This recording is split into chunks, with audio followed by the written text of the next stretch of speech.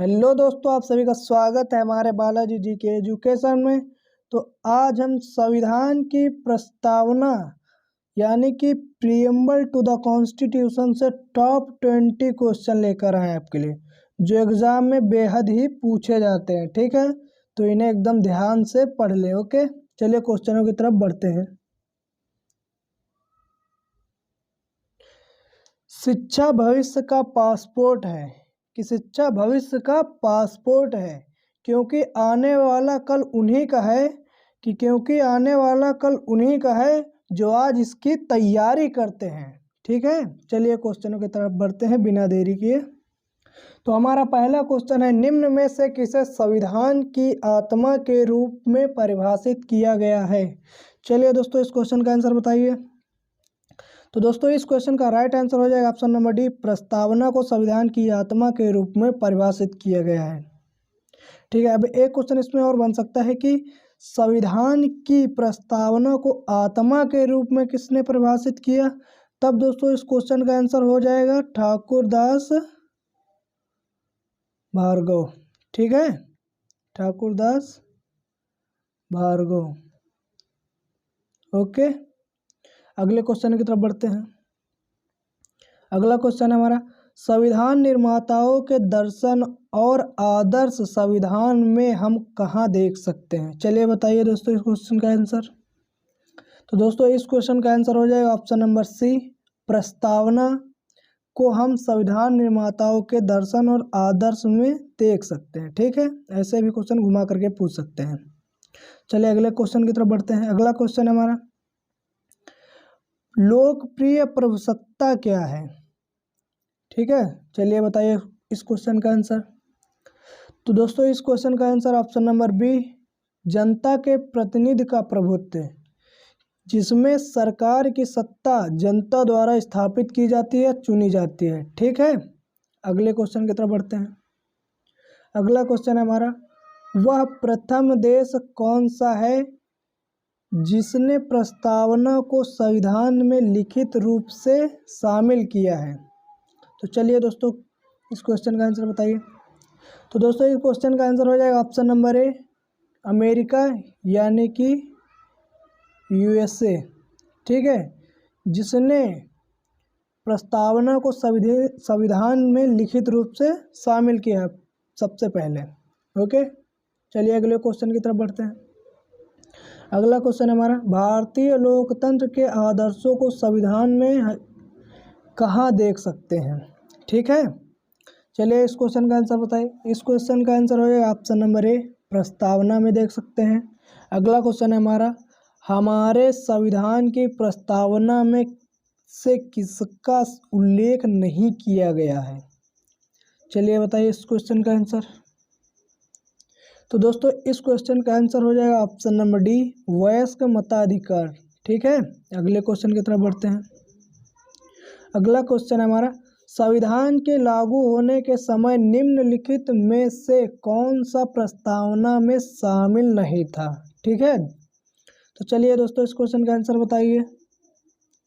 तो दोस्तों इस क्वेश्चन का आंसर ऑप्शन नंबर सी, समाजवादी, जो संविधान के लागू होने के समय निम्नलिखित में प्रस्तावना में शामिल नहीं था। ठीक है, अगले क्वेश्चन की तरफ बढ़ते हैं। अगला क्वेश्चन है हमारा, प्रस्तावना में उल्लेख हम भारत के लोग का क्या आशय है। ठीक है, तो दोस्तों इस क्वेश्चन का आंसर हो जाएगा ऑप्शन नंबर डी, भारत के लोग। ठीक है, अगले क्वेश्चन की तरफ बढ़ते हैं।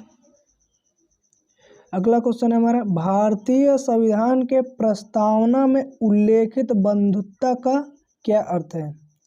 तो दोस्तों इस क्वेश्चन का आंसर हो जाएगा ऑप्शन नंबर डी, भाईचारा। अगले क्वेश्चन की तरफ बढ़ते हैं। अगला क्वेश्चन है, भारतीय संविधान के अनुसार भारत एक कैसा राज्य है। ठीक है, तो भारतीय संविधान के अनुसार भारत एक धर्मनिरपेक्ष राज्य है। ठीक है, तो इस क्वेश्चन का राइट आंसर हो जाएगा ऑप्शन नंबर बी। अगले क्वेश्चन की तरफ बढ़ते हैं। अगला क्वेश्चन है हमारा, भारतीय संविधान द्वारा भारत को धर्मनिरपेक्ष घोषित किए जाने का क्या अर्थ है। ठीक है, तो दोस्तों इस क्वेश्चन का राइट आंसर हो जाएगा ऑप्शन नंबर सी, धर्म नागरिक का व्यक्तिगत मामला है, राज्य इसमें किसी भी प्रकार से भेदभाव नहीं करेगा। ठीक है, अगले क्वेश्चन की तरफ बढ़ते हैं। अगला क्वेश्चन है हमारा, भारत के संविधान की प्रस्तावना में कितनी बार संशोधन किया गया है?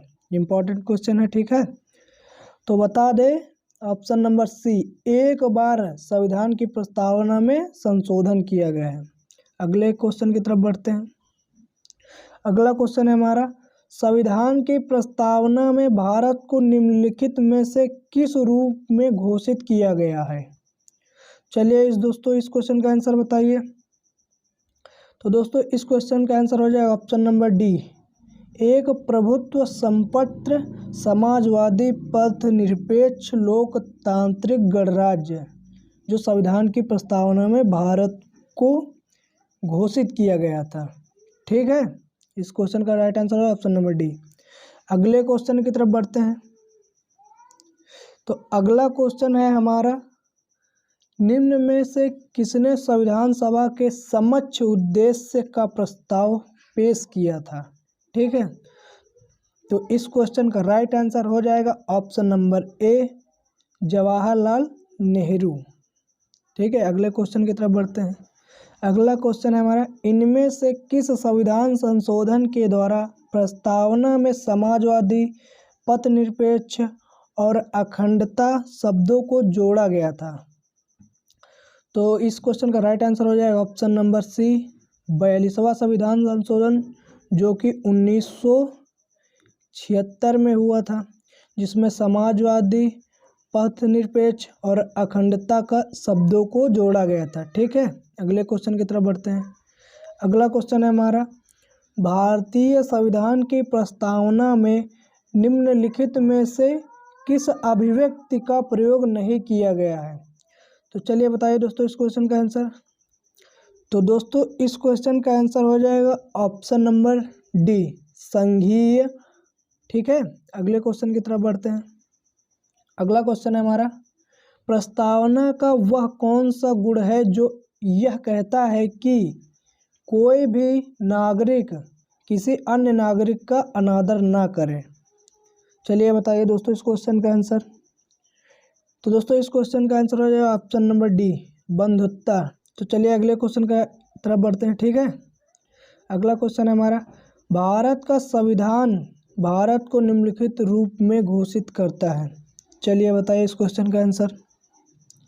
तो दोस्तों इस क्वेश्चन का आंसर हो जाएगा ऑप्शन नंबर ए, साम्यवादी। भारत का संविधान भारत को घोषित करता है। अगले क्वेश्चन की तरफ बढ़ते हैं। ठीक है, अगला क्वेश्चन है हमारा, निम्नलिखित में से किस संविधान संशोधन अधिनियम के द्वारा प्रस्तावना में संशोधन किया गया था? अबे पिछला क्वेश्चन ऐसे था कि किस संविधान में समाजवादी पथनिरपेक्ष और अखंडता को जोड़ा गया था, किस संविधान संशोधन में? तो दोस्तों 42वां संविधान संशोधन जो 1976 के तहत समाजवादी पथनिरपेक्ष और अखंडता को जोड़ा गया था। ठीक है, अगले क्वेश्चन की तरफ बढ़ते हैं। अगला क्वेश्चन है हमारा, निम्नलिखित में से किस शब्द का प्रस्तावना में उल्लेख नहीं किया गया है? ठीक है, इस क्वेश्चन का राइट आंसर हो जाएगा ऑप्शन नंबर डी, संघ। ठीक है, संघ का उल्लेख प्रस्तावना में नहीं किया गया है।